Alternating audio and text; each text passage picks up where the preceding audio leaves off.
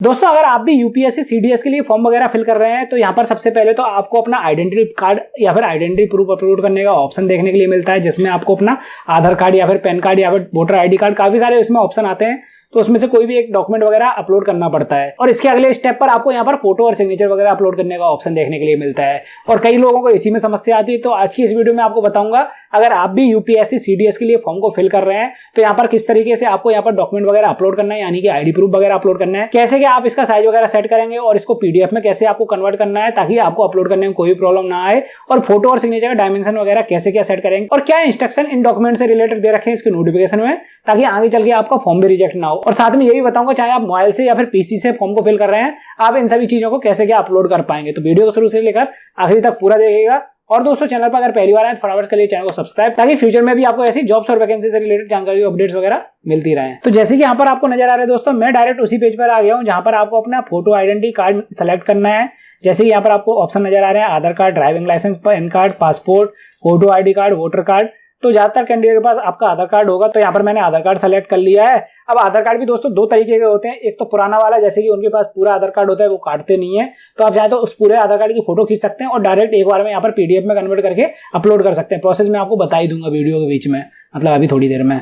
और अगर आपके पास आधार कार्ड है उसको आपने कट कर लिया है या फिर नया आधार कार्ड आपने मंगा लिया है जो कि प्लास्टिक वाला है, जिसकी फ्रंट साइड और बैक साइड अलग अलग है, तो उसको आपको कैसे एक पेज में बनाना है वो भी मैं आपको बताऊंगा। लेकिन उसके लिए आपको फ्रंट साइड और बैक साइड की अलग अलग फोटो खींच लेनी है, साफ सी, फ्लैश वगैरह उसमें चलता ना हो, नहीं तो आगे चीजें उसमें मिट जाती हैं फ्लैश की वजह से। तो फ्लैश बंद करके आपको फोटो खींच लेनी है अच्छी सी, और उसको अच्छे से क्रॉप कर लेना है ताकि अगल बगल का जो एक्स्ट्रा पोर्शन हो वो रिमूव हो जाए, और मोबाइल में सेव कर लेना है। इसके बाद यहाँ पर एक ऑप्शन नजर आएगा concern for Aadhaar card number, इसमें आपको यस कर देना है।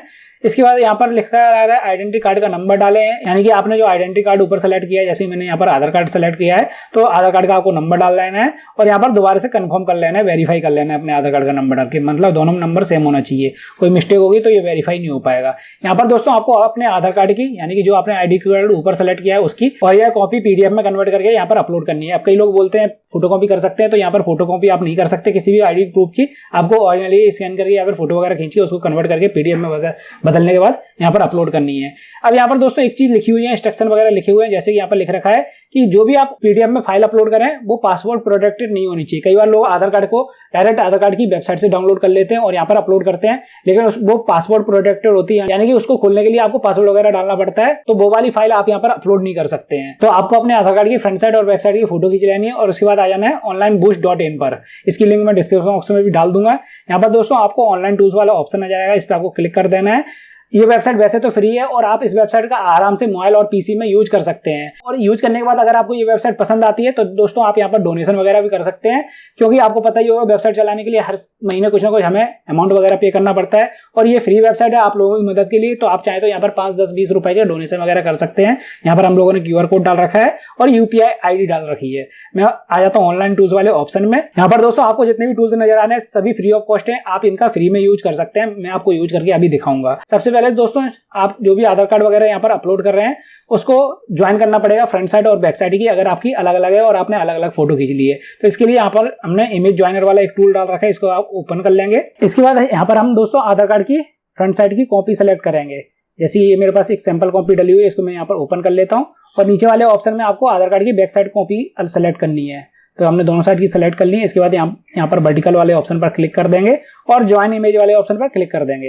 यहाँ पर डाउनलोड आधार कार्ड वाला ऑप्शन आ जाएगा, मतलब डाउनलोड रिसाइज इमेज वाला ऑप्शन आ जाएगा, इस पे आपको क्लिक कर देना है और आपकी फाइल डाउनलोड हो जाएगी आपके सामने। ये रहा मेरा आधार कार्ड, फ्रंट साइड ऊपर हो गई है, बैक साइड नीचे हो गई है। इसके बाद मैं यहाँ पर बैक कर देता हूँ, यानी कि हटा देता हूँ। इसके बाद दोस्तों आपको अपने आधार कार्ड का साइज रिसाइज वगैरह करना पड़ेगा और डायमेंशन वगैरह सेट करना पड़ेगा, क्योंकि यहाँ पर जब आप इंस्ट्रक्शन वगैरह देखेंगे जो भी आईडी प्रूफ आप यहाँ पर अपलोड कर रहे हैं तो यहाँ पर लिख रखा है भैया आईडी प्रूफ को आपको पीडीएफ में अपलोड करना है, साथ में पीडीएफ का साइज 20 से 300 KB के बीच में होना चाहिए।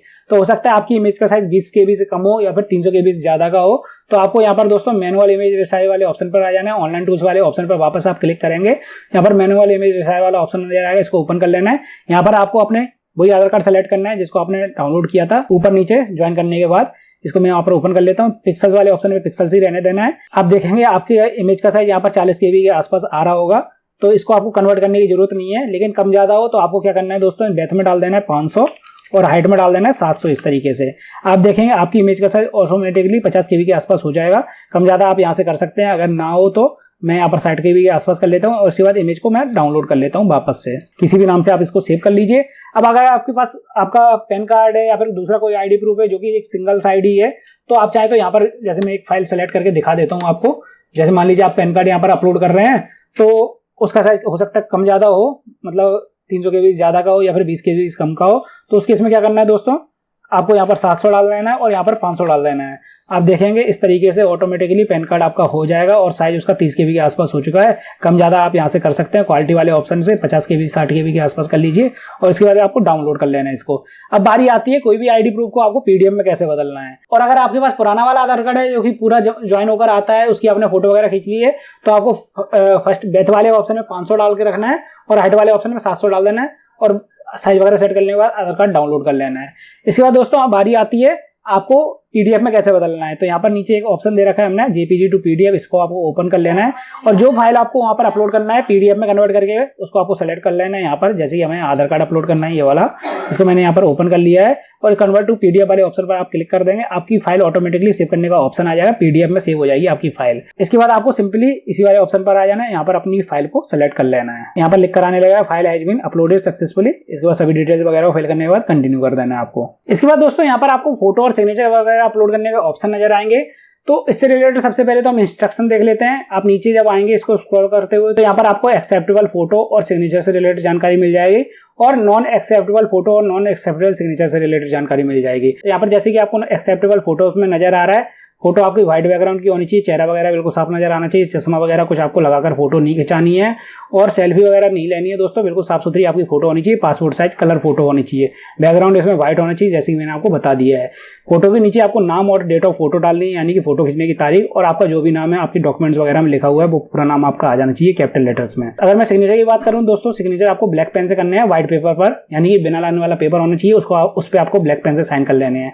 फोटो ज्यादा छोटी नहीं होनी चाहिए और बिना नाम डेट वाली फोटो यहाँ पर आप अपलोड नहीं कर सकते हैं और सिग्नेचर भी ज्यादा छोटे नहीं होनी चाहिए, पता चले ज्यादा अगल बगल का एरिया ज्यादा आप ले लें और सिग्नेचर आपके छोटे से नजर आए तो ये फोटो आपकी एक्सेप्ट नहीं की जाएगी। यहाँ पर लिखा हुआ है दोस्तों फोटो तो आपकी 10 दिन से ज्यादा पुरानी नहीं होनी चाहिए, नहीं तो फोटो आपकी रिजेक्ट हो जाएगी। अब यहाँ पर ये भी मैं आपको बता देता हूँ कि फोटो अपलोड करने से पहले आपको फोटो का डायमेंशन कितना क्या रखना है, सिग्नेचर का डायमेंशन कितना क्या रखना है और दोनों चीजों का साइज वगैरह कितना क्या रखना है, क्योंकि ये चीजें सेट नहीं होती है तो फोटो और सिग्नेचर वगैरह आपके अपलोड नहीं होंगे और कुछ ना कुछ यहाँ पर एरर वगैरह आता रहेगा। तो सबसे पहले मैं यहाँ पर बात करता हूँ साइजेस की। तो फोटो और सिग्नेचर का साइज यहाँ पर लिख रखा है भैया 20 से 300 KB के बीच में फोटो का साइज होना चाहिए और सिग्नेचर के लिए भी यहाँ पर दे रखा है 20 से 300 KB के बीच में आपका साइज होना चाहिए। जैसे कि डॉक्यूमेंट अभी हमने बनाए थे 20 से 300 KB के बीच में, उसी तरीके से इनका साइज भी आपको रखना है। अगर मैं डायमेंशन की बात करूँ तो यहाँ पर दे रखा है भैया मिनिमम बेथ और हाइट फोटो के केस में पिक्सल्स होने चाहिए 550 और मैक्सिमम होने चाहिए 1000 पिक्सल्स बेथ और हाइट। और इसी तरीके से सिग्नेचर के लिए दे रखा है भैया 350 पिक्सल्स और हाइट दे रखी है 350 पिक्सल्स और मैक्सिमम दे रखा है 550 पिक्सल हाइट और बेथ। तो इनको मैं अभी आपको बना के दिखा देता हूं ताकि आपको कोई भी कंफ्यूजन वगैरह ना रहे और प्रॉब्लम वगैरह ना आए। तो वापस से हम आ गए हैं ऑनलाइन टूल्स वाले ऑप्शन में। अब हमें फोटो को सबसे पहले तो व्हाइट बैकग्राउंड की बनाना है। अगर आपके पास व्हाइट बैकग्राउंड की फोटो ना हो तो यहाँ पर हम लोगों ने एक टूल डाल रखा है मेक फोटो व्हाइट बैकग्राउंड, जिसमें आपके पास किसी भी बैकग्राउंड की फोटो आप उसको व्हाइट बैकग्राउंड में बदल सकते हैं। जैसे कि मैं यहाँ पर इसको ओपन कर लूंगा। यहाँ पर सबसे नीचे जब आप आएंगे क्रिएटेड वाले ऑप्शन में, यहाँ पर आपके सामने एक अपलोड इमेज वाला ऑप्शन नजर आएगा, इस पर आपको क्लिक कर लेना है। लेकिन उससे पहले दोस्तों आपको क्या करना है, यहाँ पर लॉगिन कर लेना है अपनी ईमेल आईडी से। अगर आप ईमेल आईडी से लॉगिन नहीं करेंगे तो यहाँ पर ये टूल काम नहीं करेगा। तो लॉगिन करने के बाद यहाँ पर आपको फाइल अपलोड कर लेनी है। जैसे मान लीजिए ये वाली बात मेरे पास फोटो है जिसमें बैकग्राउंड ब्लू कलर का है, मैं इसको ओपन कर लेता हूँ और आप देखेंगे बैकग्राउंड इस फोटो में रिमूव हो जाएगा धीरे धीरे करके।